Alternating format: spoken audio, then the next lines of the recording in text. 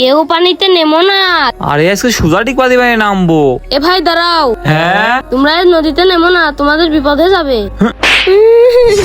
কি বললি বিপদ হবে মানে? এই আমরা এখন এই পানিতে নামবো, তুই পারলে ঠেকা। এই পাগল সর এখান থেকে।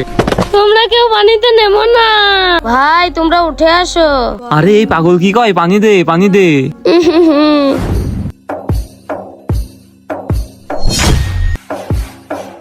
এই তুমি কাঁদছো কেন?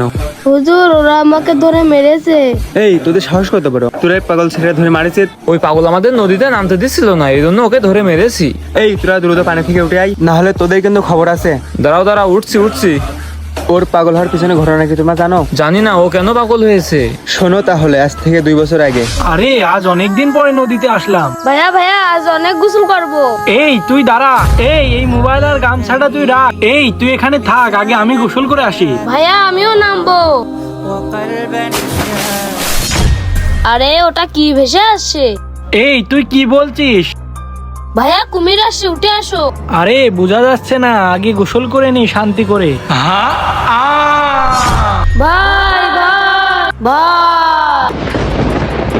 হ্যাঁ ওরে, জীবন বাঁচাতে চালি তাড়াতাড়ি পোলা।